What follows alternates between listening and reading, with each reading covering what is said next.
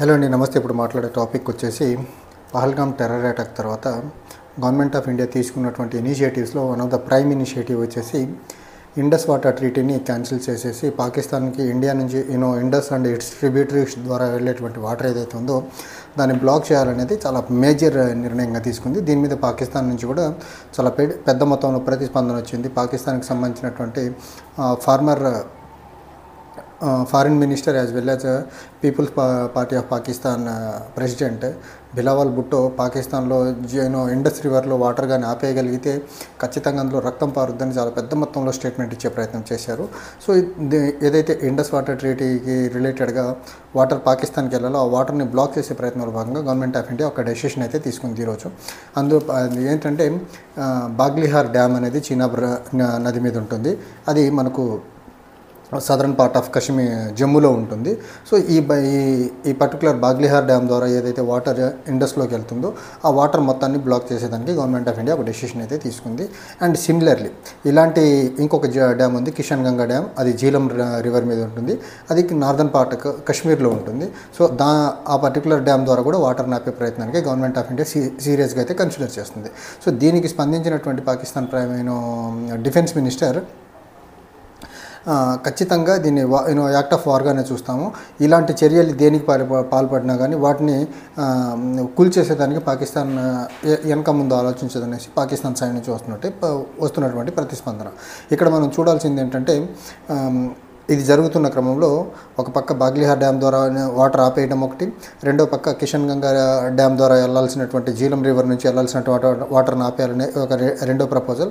ఈ రెండు సైమల్టేనియస్గా side by side జరుగుతున్న క్రమంలో ప్రైమ్ మినిస్టర్ నరేంద్ర మోదీ గారు ఎయిర్ ఫోర్స్ చీఫ్తో కలిసి మాట్లాడారు. ఇది మాట్లాడేదానికి రీజన్ ఏంటంటే ఏరియల్గా ఏదైనా అటాక్ జరిగితే ఈ డ్యామ్ మీద ఎలాంటి ప్రికాషనరీ మెజర్స్ తీసుకుంటున్నారని తెలుసుకునే ప్రయత్నంలో భాగంగా ఎయిర్ ఫోర్స్ చీఫ్తో మాట్లాడే ప్రయత్నం అయితే జరిగింది.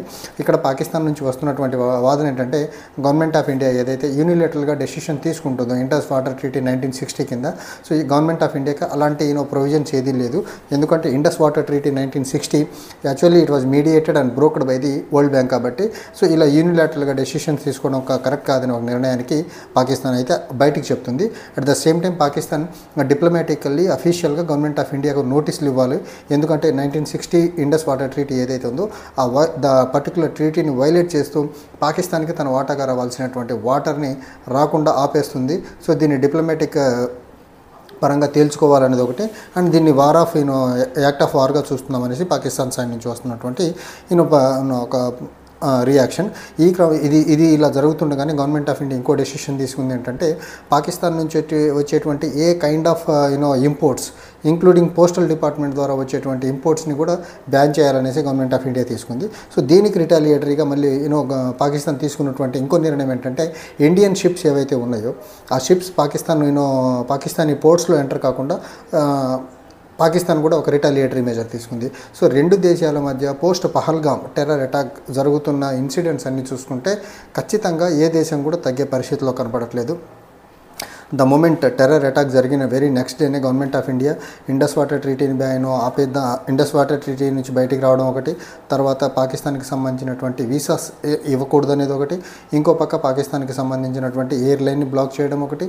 సిమిలర్లీ పాకిస్తాన్ కూడా ఇలాంటి చర్యలతోనే ఎయిర్లైన్ ఎయిర్ రూట్ని ఇండియాకి బ్యాన్ చేసేయడం అవనివ్వండి, లేకపోతే అటారీ వాగా బోర్డర్ పాకిస్తాన్ సైడ్ అటారీ వాగా బోర్డర్ని పాకిస్తాన్ క్లోజ్ చేయడం, ఇండియా సైడ్ అటారీ బోర్డర్ని ఇండియా క్లోజ్ చేసేయడం, ఇవన్నీ చూసుకుంటూ పోతే మాత్రం ఏ దేశం కూడా వెనక్కి తగ్గేదానికైతే కనపడట్లేదు. యాక్ట్లు ఇలా జరుపుకుంటూ ముందుకెళ్తున్న క్రమంలో ఏ క్షణమన్నా రెండు దేశాల మధ్య ఆ థిన్ లైన్ ఏదైతే ఉందో ఆ థిన్ లైన్ ఎవరో ఒకళ్ళు క్రాస్ అవ్వడం జరుగుద్ది. ఆ లైన్ క్రాస్ అయిన మరుక్షణమే రెండు దేశాల మధ్య యుద్ధం జరిగేదానికి జరుగుతున్న డెవలప్మెంట్స్ చూస్తే మాత్రం చాలా ప్రస్ఫుటంగా కనిపిస్తూ ఉంది. అండ్ పాకిస్తాన్ డిఫెన్స్ మినిస్టర్ మాట్లాడుతూ చెప్పింది ఏంటంటే యుద్ధం అంటే ఏదో గన్నులు ఫైర్లు చేసుకుని గన్నులు పట్టుకొని ఫైర్లు చేయడం బాంబులు వేసుకోవడమే కాదు, పాకిస్తాన్కి న్యాయబద్ధంగా రావాల్సినటువంటి వాటర్ ఇవ్వకుండా ఇక్కడ జనాల్ని ఇబ్బంది పెట్టే ఏ చర్య అయినా సరే దాన్ని యాక్ట్ ఆఫ్ వార్గానే చూడాల్సి ఉంటుందని చెప్పే ప్రయత్నం అయితే పాకిస్తాన్ చేస్తూ ఉంది. సో ఈ క్రమంలో రెండు దేశాల మధ్య జరుగుతున్నటువంటి టెన్షన్స్ ఏవైతే ఉన్నాయో ఈ టెన్షన్స్ని ప్యాసిఫై చేసేదానికి గ్లోబల్ కమ్యూనిటీస్ లైక్ యూఎస్ఏ కానీ, యూరోపియన్ యూనియన్ కానీ, సౌదీ అరేబియా కానీ, ఈ అన్ని దేశాలు కూడా, ఇరాన్ కూడా, లేకపోతే యుఏఈ, ఇలాంటి దేశాలన్నీ కూడా రెండు దేశాలకు రిస్ట్రెయిన్గా ఉండండి అని కోరుతున్నప్పటికీ ఎవరు వెనక్కి తగ్గే పరిస్థితి అయితే కనపడట్లేదు.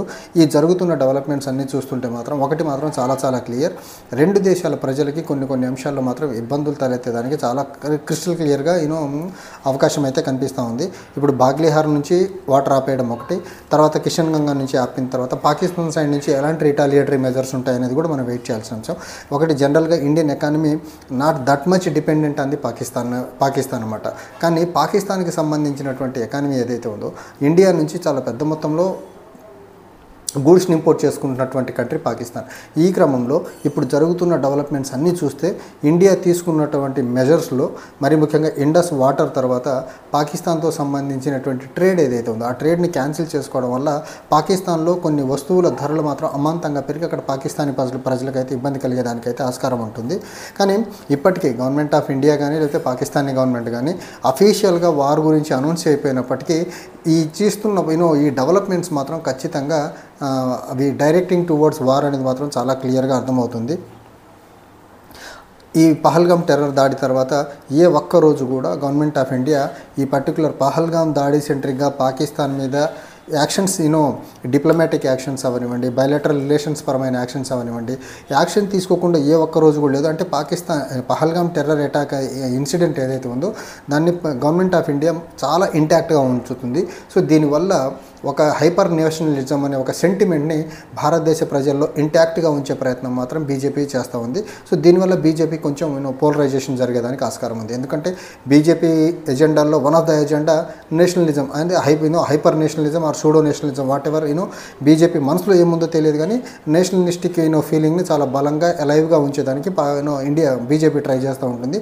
ఆ ప్రయత్నంలోనూ భాగంగా తీసుకోవాల్సినటువంటి డెసిషన్స్ అన్ని ఒకే రోజు తీసుకోకుండా స్టెప్ బై స్టెప్ రోజుకొకటి రెండు తీసుకుంటూ పాకిస్తానీ విషయంలో గవర్నమెంట్ ఆఫ్ ఇండియా మరి ముఖ్యంగా బీజేపీ నరేంద్ర మోదీ సాఫ్ట్గా లేరు, చాలా సీరియస్గా ఉన్నారనే ఫీలింగ్ ఎవ్రీడే కల్పించాలంటే మాత్రం ఇలాంటి చర్యలు, ఒకరోజు బాగ్లిహార్ డ్యామ్ ద్వారా వాటర్ని ఆపేయడం, ఇంకో రోజు పాకిస్తాన్ ద్వారా ట్రేడ్ ఆపేయడం, ఇంకో రోజు పాకిస్తాన్ నుంచి వచ్చే ఇంపోర్ట్స్ని ఆపేయడము, ఇంకో రోజు పాకిస్తాన్కి సంబంధించిన వాటర్ వెళ్ళేటువంటి ఝీలం రివర్ నుంచి వెళ్ళబోయేటువంటి కిషన్ గంగా వాటర్ని డ్యామ్ని క్లోజ్ చేసేయడం, ఇలా రోజుకొక స్టెప్ తీసుకుంటూ దీన్ని డ్రాగన్ చేసుకుంటూ ముందుకెళ్ళటం వల్ల ఆ బీజేపీ చేసుకోవాలనుకుంటున్న పోలరైజేషన్ ఏదైతే ఉందో ఆ పోలరైజేషన్ మాత్రం కొంచెం ఎఫెక్టివ్గా జరిగేదానికి ఆస్కారం అయితే కనిపిస్తూ ఉంది. ఎందుకంటే రాబోయే డౌన్ ద లైన్ ఇంకొక 3-4 మంత్స్లో బీహార్ ఎలక్షన్కి సంబంధించినటువంటి నోటిఫికేషన్ వస్తుంది. అప్పుడు దాకా ఈ పర్టికులర్ అంశాన్ని డ్రాగ్ ఆన్ చేస్తారని అయితే నాకైతే అనిపిస్తూ ఉంది. ఎందుకంటే ఇప్పుడు గవర్నమెంట్ ఆఫ్ ఇండియా తీసుకోవాల్సినటువంటి మెజర్స్ అన్ని సింగిల్ డేలో తీసుకోవాలి, రోజుకొకటి తీసుకోవడం వల్ల మేబీ లాంగ్ రన్లో వీళ్ళకి పొలిటికల్ మోటివ్ లేకపోతే ఎలక్టరల్ గెయిన్స్ అనే ఒక మోటివ్ ఏదన్నా మైండ్లో ఉండి ఈ స్టెప్స్ గ్రాడ్యువల్గా తీసుకుంటూ ముందుకెళ్తున్నారో అనేది నాకైతే అనిపిస్తూ ఉంది. చూడాలి ఫర్దర్ కమింగ్ డేస్లో గవర్నమెంట్ ఆఫ్ ఇండియా ఇంకెలాంటి డెసిషన్స్ తీసుకొని పాకిస్తాన్కి సంబంధించినటువంటి ఈ ఇండస్ వాటర్ ట్రీటీ అంశంలో ఎలాంటి డెసిషన్స్ తీసుకొని ముందుకెళ్తుంది అండ్ దానికి రిటాలియేటరీగా పాకిస్తాన్ ఎలాంటి డెసిషన్స్ తీసుకుంటుందో చూడాలి. Thank you.